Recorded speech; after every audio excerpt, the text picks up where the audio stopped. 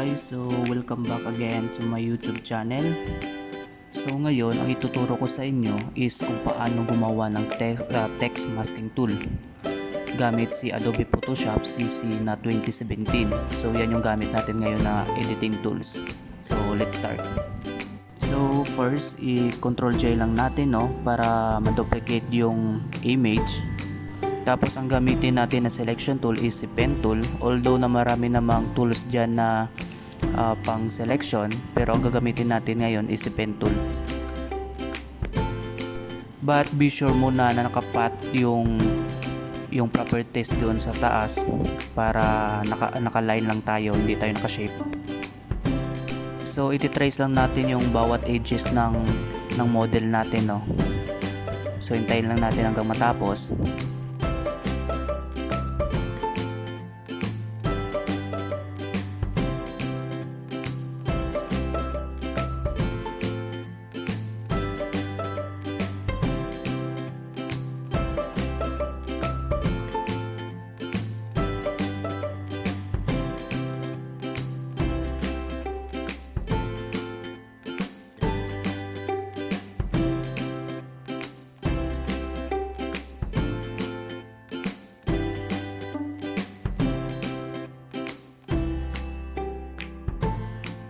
Kailangan natin i-trace ito properly para hindi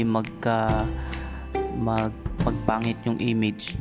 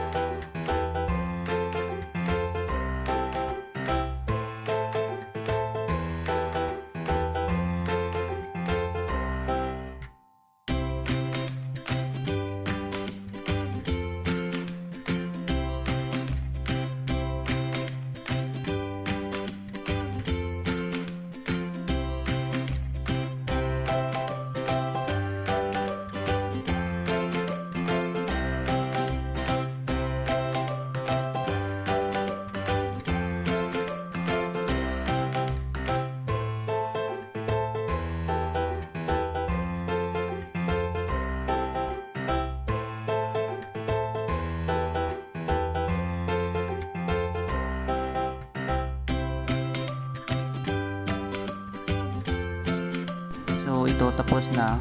Ang susunod natin na gagawin is i-click natin itong si selection tool. Then yung feather radius natin is 0 lang, then click OK. After nyan is i-click natin ito si masking dito sa ibaba para matanggal yung background.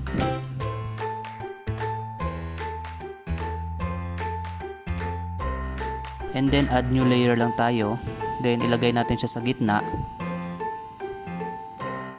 Mag-a-add tayo ng foreground color, then select natin si paint bucket tool.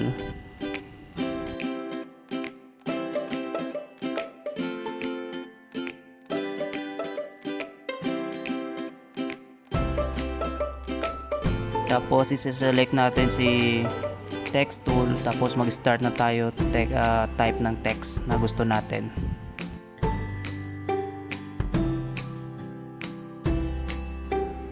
I-change lang natin yung font color into black kasi hindi siya maklaro pag white, kasi white din yung background. Then i-resize lang natin, no, hanggang mag-fit doon sa image sa gusto natin.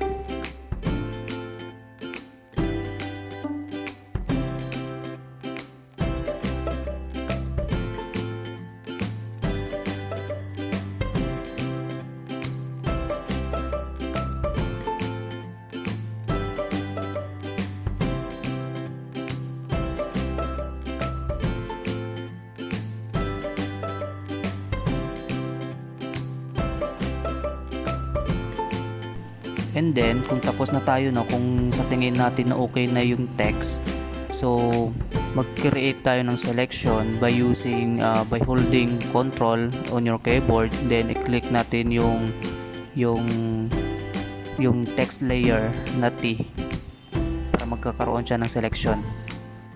Tapos punta tayo sa selection, sa select, modify, and then expand.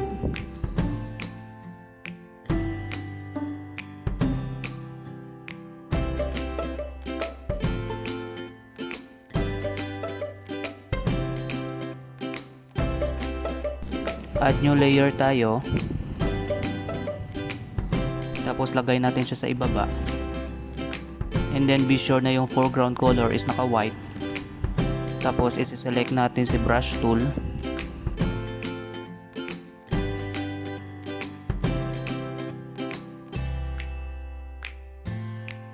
and then start na tayo ng brush doon sa selection para magkakaroon siya ng parang stroke na effect doon sa text natin.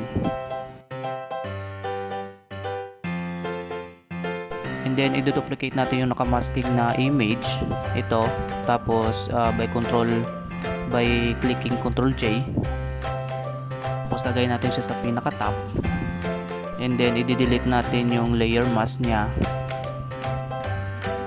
and then hold nyo yung Alt, tapos i-click nyo dito sa gitna ng layer 1 copy, and then yung chill na text. Yan siya. So makikita na natin yung effects niya, no? Pero yung kulang niya pa is yung background. So magsaset tayo ng background.